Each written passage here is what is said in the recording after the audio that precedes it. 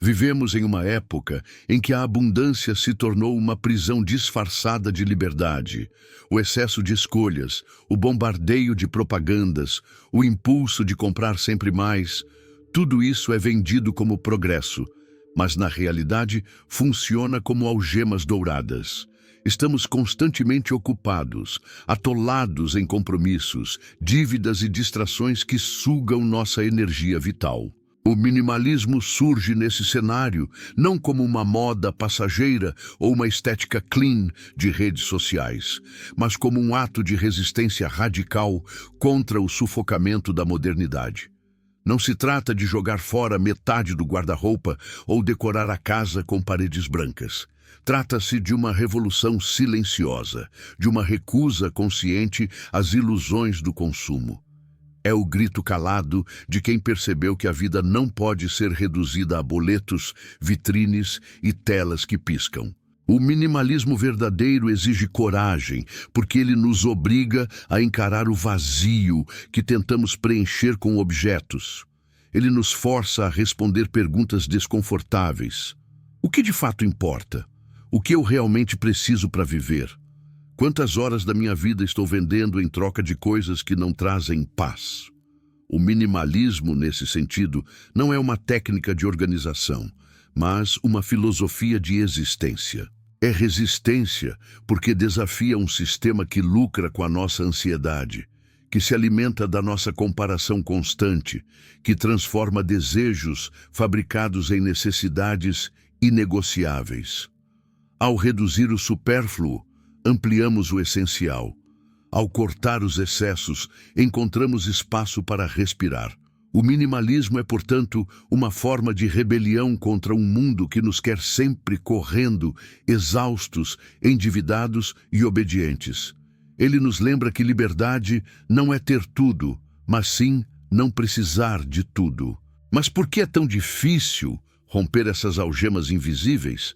Porque crescemos condicionados a acreditar que felicidade é sinônimo de acúmulo. Desde pequenos, fomos ensinados a medir nosso valor pela quantidade de coisas que possuímos.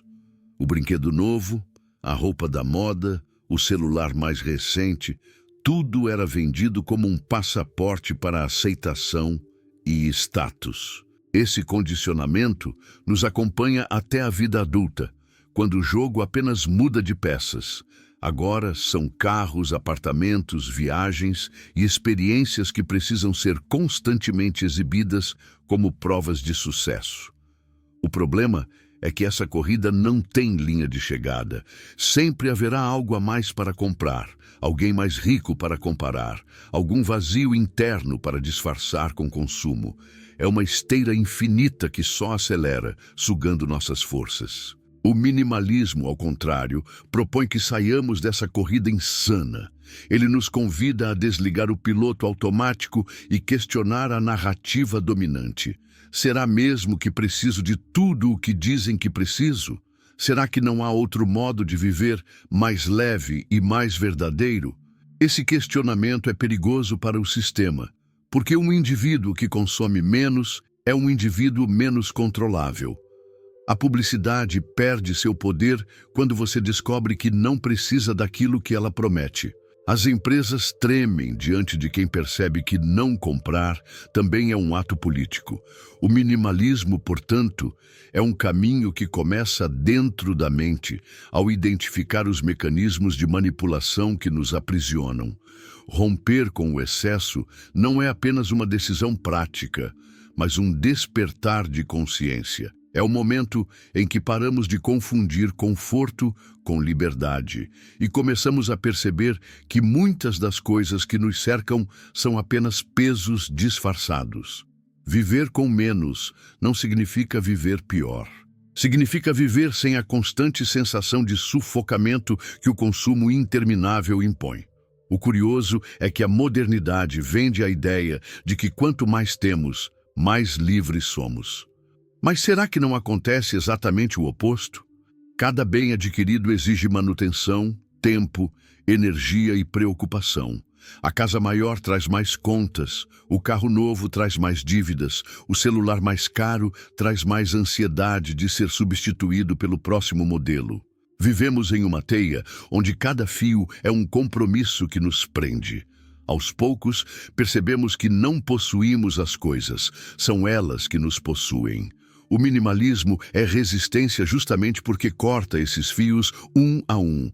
Não se trata de abdicar de tudo, mas de recuperar a autonomia sobre o que realmente faz sentido manter. Imagine por um instante como seria sua vida se grande parte dos objetos que você acumula simplesmente desaparecessem. Quanto espaço se abriria em sua mente? Quanto tempo sobraria em sua rotina? O vazio que tanto tememos pode, na verdade, ser o espaço da liberdade.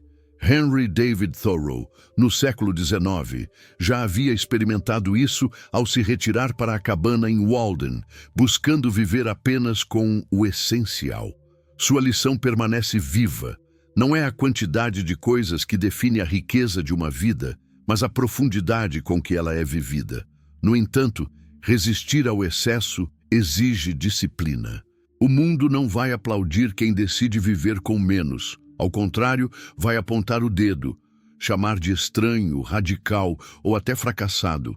Mas a verdadeira coragem está justamente em desafiar essas vozes. O minimalismo não é um atalho para a felicidade instantânea, mas uma estrada longa rumo à autenticidade. Ele nos ensina que cada objeto a menos pode ser uma algema a menos, cada gasto cortado pode ser uma preocupação a menos, cada escolha consciente pode ser um passo em direção à verdadeira autonomia. É impossível falar de minimalismo como resistência sem mencionar o peso psicológico da modernidade. Estamos cada vez mais sobrecarregados, ansiosos e deprimidos.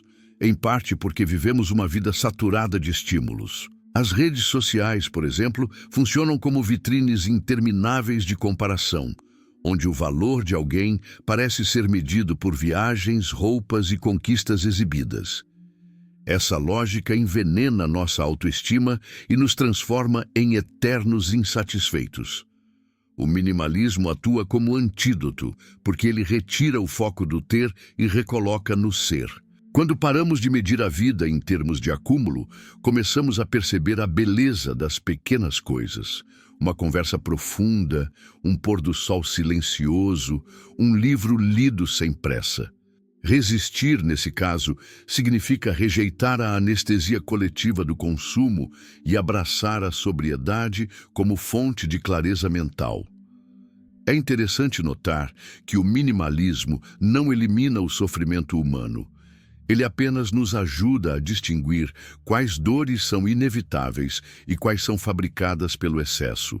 Há dores reais, como a perda de alguém querido ou a luta pela sobrevivência, mas há também dores inventadas, como a angústia de não ter o último modelo de celular. Ao nos libertarmos dessas dores fabricadas, ganhamos energia para enfrentar as dores reais com mais presença e coragem. O minimalismo, portanto, é uma cura parcial para a alma moderna, porque nos devolve o silêncio, a simplicidade e a lucidez que a sociedade do espetáculo tenta sufocar. Resistir é ousar viver de maneira diferente, mesmo que o mundo inteiro esteja correndo na direção contrária. Praticar o minimalismo, porém, não é apenas uma questão individual. Existe também uma dimensão coletiva e até política nessa escolha. O consumismo desenfreado não apenas nos escraviza psicologicamente, mas destrói o planeta. Cada objeto comprado tem um custo ambiental: extração de recursos, poluição, exploração de mão de obra. Ao escolher viver com menos, também estamos escolhendo agredir menos o mundo que habitamos. O minimalismo, nesse sentido, é resistência contra um sistema predatório que trata a Terra como uma mina inesgotável. A verdadeira liberdade não pode ser construída sobre a devastação. E aqui há uma contradição cruel. Somos ensinados a buscar felicidade em coisas que destroem as condições de sobrevivência das próximas gerações. Romper com isso é um ato de coragem, mas também de responsabilidade. O minimalismo nos ensina que não precisamos de abundância para viver bem, mas sim de consciência. Quando passamos a valorizar experiências em vez de objetos, relações em vez de status, simplicidade em vez de ostentação, começamos a nos alinhar com um modo de vida mais sustentável. Essa escolha, por menor que pareça, tem efeito revolucionário, porque questiona o coração de um sistema baseado no consumo ilimitado. Resistir, portanto, é também cuidar. É proteger não apenas a nós mesmos, mas o mundo que deixaremos para quem vier depois. No fim, minimalismo como resistência não é sobre quantos objetos você tem, mas sobre quantas correntes você decide quebrar. Cada passo rumo ao essencial é um passo rumo à liberdade. Cada recusa ao excesso é uma afirmação de vida consciente. Viver com menos não significa viver na escassez, mas viver na abundância do que realmente importa: tempo, presença, saúde, relações, silêncio.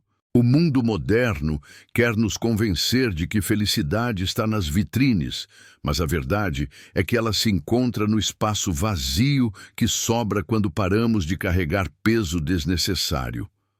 O minimalismo não é um destino final, mas uma prática contínua de depuração. É perguntar a si mesmo todos os dias: isso me serve ou me aprisiona? Isso acrescenta sentido ou apenas ocupa espaço? Essa disciplina nos devolve o poder de escolher, em vez de sermos escolhidos pelo mercado. Ao longo desse caminho, descobrimos que a verdadeira resistência não é gritar contra o sistema, mas simplesmente viver de forma tão lúcida e simples que o sistema já não tem poder sobre nós. Minimalismo é a arte de viver sem algemas. É a coragem de recusar o veneno mais doce da modernidade. A promessa de que precisamos de mais para sermos mais. Ao quebrar essa ilusão, descobrimos a liberdade que sempre esteve ao alcance, mas que estava escondida sob camadas e camadas de excessos. O minimalismo, portanto, é resistência porque é liberdade. E liberdade, no fim das contas, é o maior ato de rebelião possível contra um mundo que insiste em nos querer acorrentados.